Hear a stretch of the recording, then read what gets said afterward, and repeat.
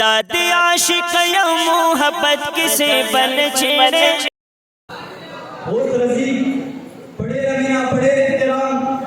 जमून उस्ताद मुहतरम यो शेर डरेगा उमर का स्टा द हुसन फलसफे लो परा कुमा जबज दकरम स्टा द हुसन फलसफे लो परा कुमा जबज दकरम तो हुसन जर्बे हुसन ये जानाना उस्ताद मुहतरम हजरत मौलाना मुफ्ती अब्दुल कहार साहब का दवा खिताब पर कौम की तशरीफ दिरावड़ी सासु को हम की पद से इनके नाते फारू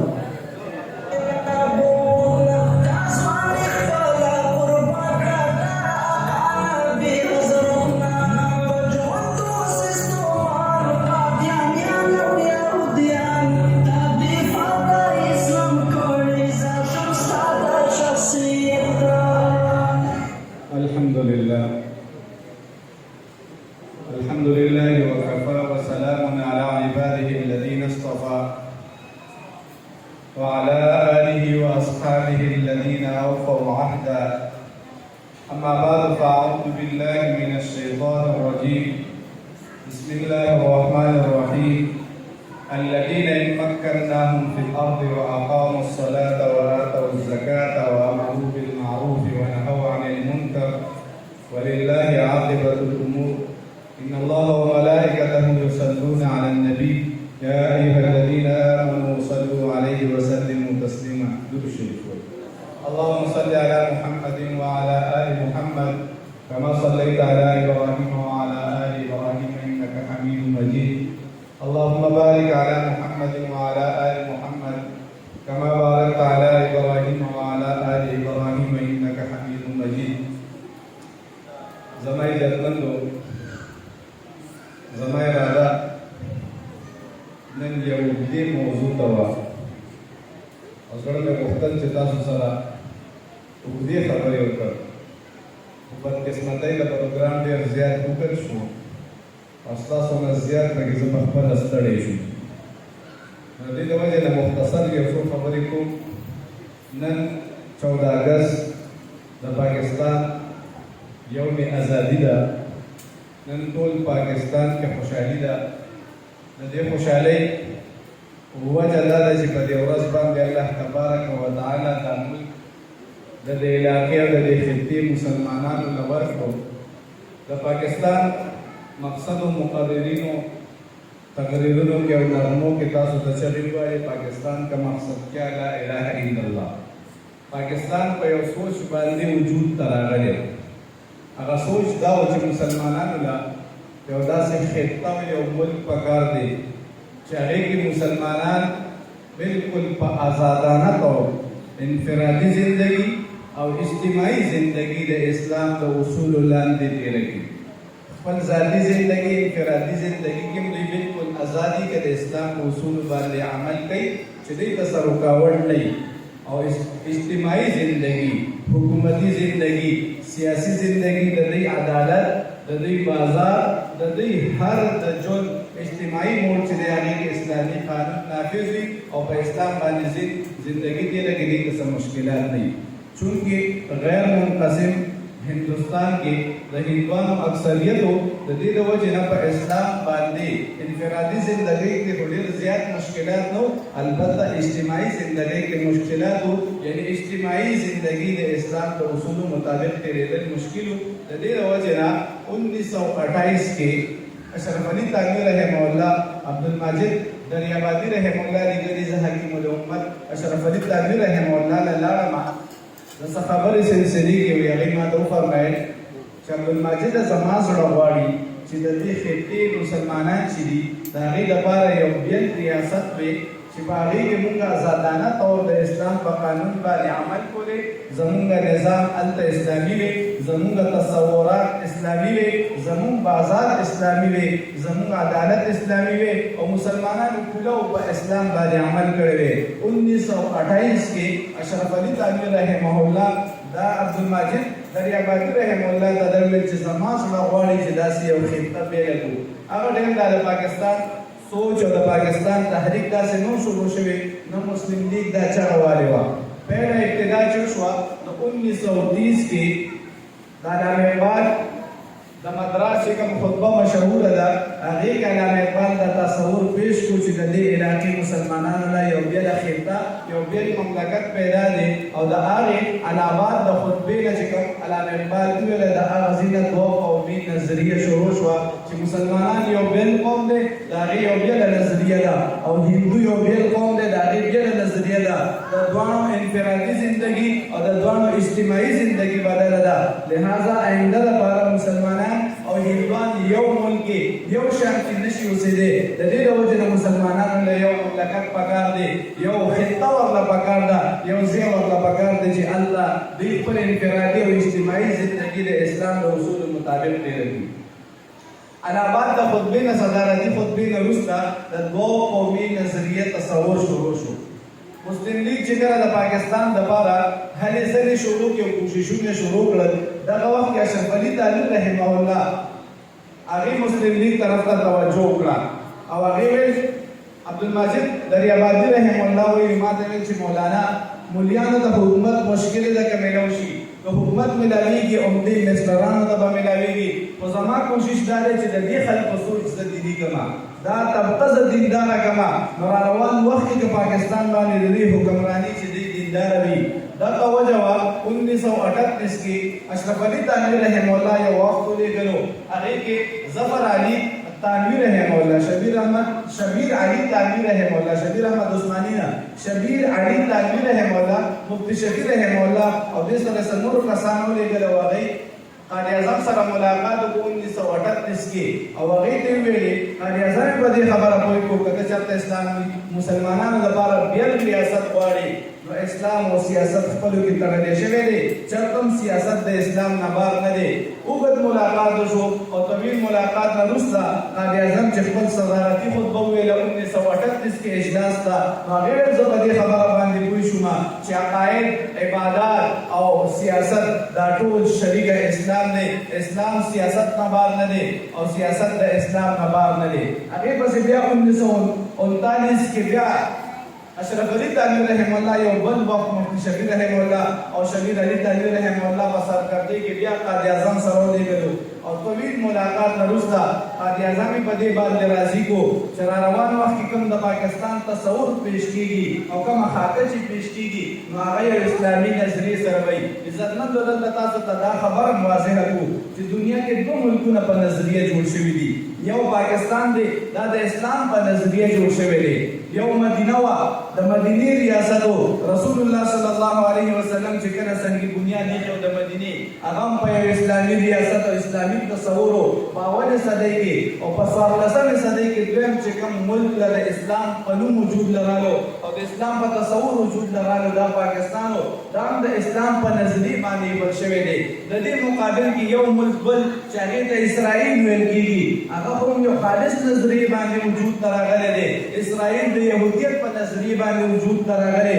چې دلته به یهودیت وي او د هغې تعلیمات به د هغې ټول زندګي انفرادي زندګي او د هغې اجتماعي زندګي د یهودیت د مذهب لاندې وي د پاکستان تصور هم په دې وجود په دې تصور باندې راغلی و چې دلته انفرادي زندګي او اجتماعي زندګي به د اسلام د اصولو لاندې د دې د وجې نه کله هم پاکستان اسرائیل نشي تسلیمولی که هر څونه چل وویل شي نظریاتي اعتبار سره دا دواړه ملکونه جدا جدا دي دا دواړه نظریې جدا جدا دي د دې د وجې نه پاکستان نه اسرائیل تسلیم کړی دی نه اوس تسلیم کړی نه مخکې تسلیم او نه به را روان وخت کې د چا پلار کې دا جرأت پیدا شي چې پاکستان باندې اسرائیل تسلیم کړي ځکه دا نظریاتي جنګ دی دا نظریاتي خبره ده یو د اسلام په نظریې جوړ شوی دی او بل د یهودیت په نظریې جوړ شوی اسلامي نظریه او یهودي نظریه خپلو کې تصادم دی د دې د وجې نه کله یو حکومت بل حکومت نه برداشت کوي نه اسرائیل د پاکستان وجود غواړي او نه پاکستان کله د اسرائیل وجود تسلیم کړی دی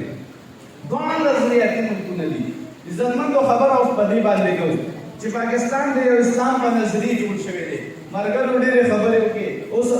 عمران معاویه صاحب ویل پاکستان نه فټبال جوړ شوی دی نور مخکې ملګرو خبرې وکړي چې په کوم نظریې باندې دا ملک اخیستل شوی هغه نظریه شته که نه هغه خبره وجود ته راغله که نه مخکې په تېر 14 اګست کې ما تاسو سره خبره کړې وه د علماو په کردار باندې مې خبره کړې وه نن تاسو سره د علماو په کردار خبره نه کوم نن تاسو سره په دې خبره کوم چې کومې نظریې باندې پاکستان اخیستلی شوی و په کوم نظریې چې پاکستان جوړ شوی و نظریه پوره نه شوه آیا پاکستان وجود برقرار ساتل پکار دي که ختمول پکار دي عزتمند حسین احمد مدنی رحم الله نه چا تاسو کو ورته د پاکستان د تحریک پاکستان ستا په ذهن کې ټیک نو ستا د نظریاتو مطابق نو تا نه چې پاکستان جوړ شي نن پاکستان جوړ دی د پاکستان باره کې ستا څه خیال دی حسین احمد مدنی رحم الله ورته ویل وایي دا خو کېدی شي چې د یوې علاقې والا منځ کې اختلاف پیدا شي په دې خبره اختلاف پیدا شي چې جومات دلته جوړو بل وایي جومات دلته جوړو یو وایي جومات جوړو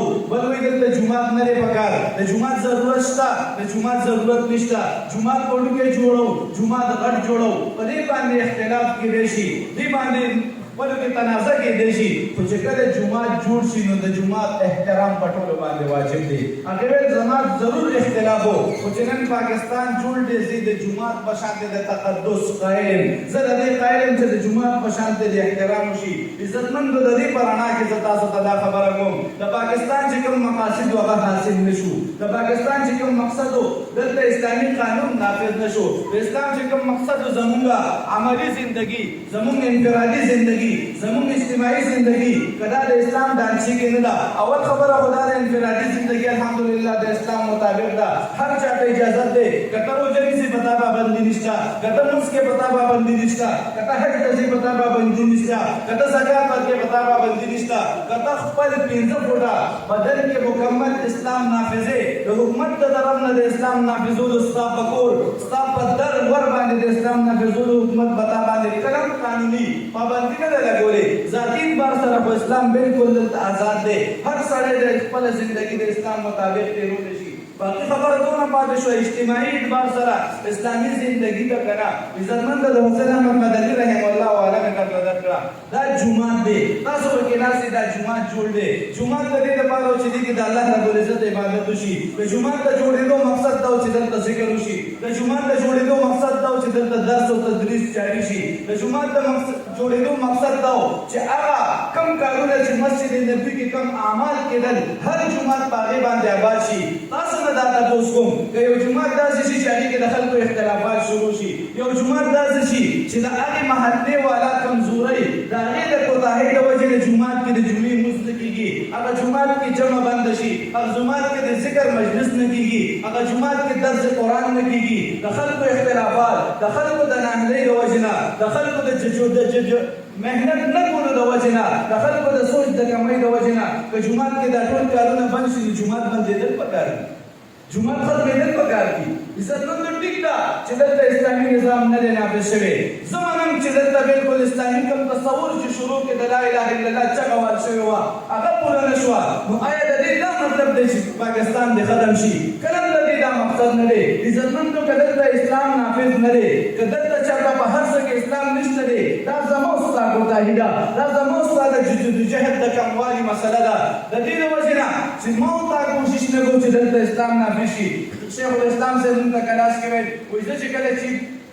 د شریعت کوډ جسټس شوم نو هلته زموږ دپاره دا مسله وه چې څونه قانونونه دلته د اسلام خلاف دي هغه دې چیرې شي وایي 200 قانونونه مونږ بدل کړل خو یو افسوس دا و چې څوک نه راتلل مولیانو ته مې ویل ملتونه مې ورته وکړه چې راشئ کوم قانون چې تاسو ته د اسلام خلاف ښکاري هغه عدالت کې چیلنج کوي مونږ به بدل کړو وایي په مشکله سره مولیان مونږ تیار کړل په مشکله یو څو قانونونه هغې چیلنج کړل چېرته مولا ته راپاسي چې هغه قانون چیلنج کړي چېرته مولا دا کوشش نه کوي چې هغه لاړ شي عدالت کې ودرېږي ځکه د پاکستان آئین قرارداد مقاصد کې پہلے ټکي اولنی شیخ دا دی چې حاکم اعلی به الله پاک وي پاکستان کې به یو قانون د قرآن او سنت خلاف نه جوړېږي که دلته چېرته قانون د قرآن خلاف سنت جوړ شي هغه به ختمېږي د هغې لپاره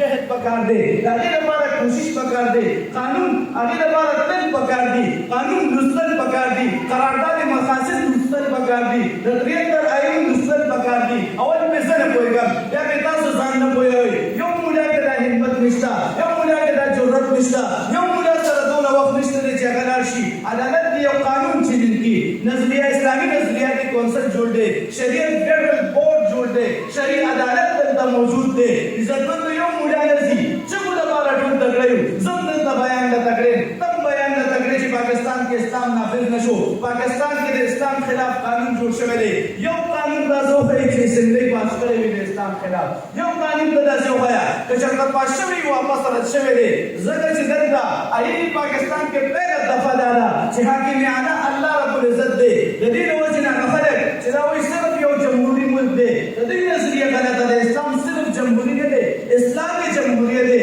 کته چې اسلامیت او جمهوریت په کې تضاد لري اسلام د جمهوریت خلاف دی او جمهوریت د خلاف اسلام خلاف دی دا ستاسو سوچ دی دا ستاسو فکر دی ته په یو خبره نه پوهیږي کله کله داسې کېږي د یو شي تعبیر کې فرق دی ذاتي په سره د جمهوریت تعبیر په خپل ځای خو کله اسلامي مملکتونو لا اسلام رانه د جمهوریت تعبیر دلته بدل شو جمهوریت څه ته وایي عوامو د پاسه د عوامو حکمراني د پارلمنت په ذریعه کولو ته جمهوریت وایي چې هلته ټول واک اختیار د قانون جوړولو اختیار هم عوامو سره وي که هغه د الله او د الله رسول خلاف قانون جوړ کړي هغه قانون به نافظ وي لکه کوم مغربي ممالکو کې دي پاکستان کې د جمهوریت دا تصور نشته دلته د آئین پیغه شک دا دی چې حاکم اعلی الله رب العزت دی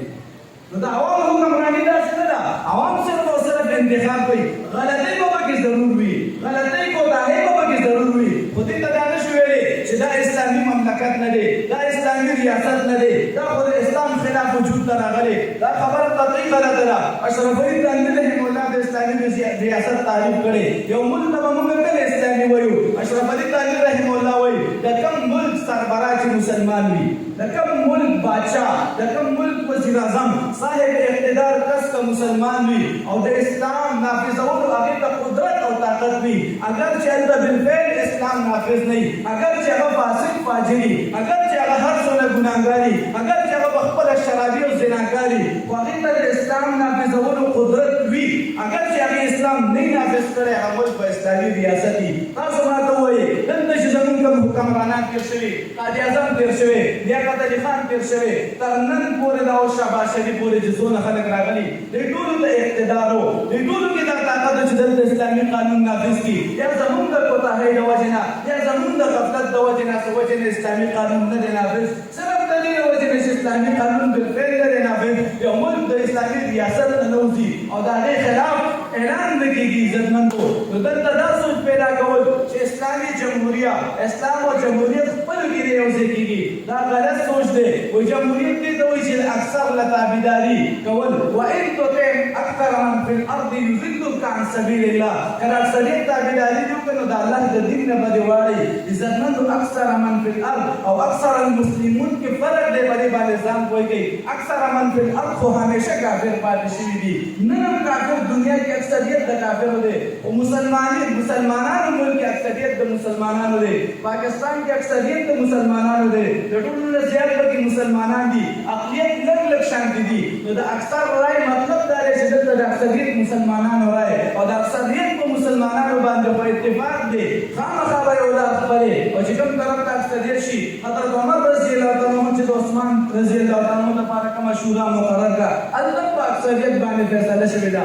اتبعوا الصراط الاعظم مسلمانانو کې خبره د اکثریت ده ها البته غلطي ده اکثریت کې دا غلطي شته دی چې د یو شیخ الحدیث او د یو لیوني اوټ درته برابر دی دلته یو شان تصور یو شیخ الحدیث چاله اوټ واچي او د کلي یو لیونی چاله اوټ واچي دلته دواړو ته په یو نظر کتل کېږي د دې اصلاح پکار ده دا اصلاح به څوک کوي زه ورته به کوو د دې اصلاح لپاره کوشش پکار دی د دې مطلب خدا نه دی که جومات کې چېرته درس او تدریس نه کېږي ټول جومات ته تیلې ووهه جومات ته تیلې وهل نه پکار البته د جومات او د محلې والا اصلاح پکار ده جومات چې د کوم مقصد دپاره جوړ شوی دی د هغې مقصد دپاره جدوجهد پکار دی د هغې مقصد دپاره خواري پکار ده عزتمندو پاکستان چې کوم مقصد دپاره حاصل شوی و زموږ کوتاهي ده 15 کاله وشو کما حق په علماو دلته کردار چې څنګه پکار و هغه شانتې ادا نه کړو علماو کې مسله دا ده دوی میدان کې ولاړ دي کله چې د ګڼې وخت راشي دوی د میدان نه لاړ شي او میدان بل چا درلېږي عزتمندو میدان کې ودرېدل هم پکار دي تر اخره پورې ودرېدل پکار دي پاکستان چې د کوم مقصد دپاره جوړ شوی پاکستان کا مقصد کیا لا اله الا الله انشاءالله په دې خبره به یو ورځ د لا اله الا الله نفاذ کېږي انشاءالله اسلام به دلته نافذ کېږي اسلام نافذيږي زمون بازار کې به اسلام نافذيږي دا غیر لپاره به زم کوشش کوم او تاسو هم کوشش کوئ وصلی الله تعالی علی خیر خلق محمد و علیه وسلم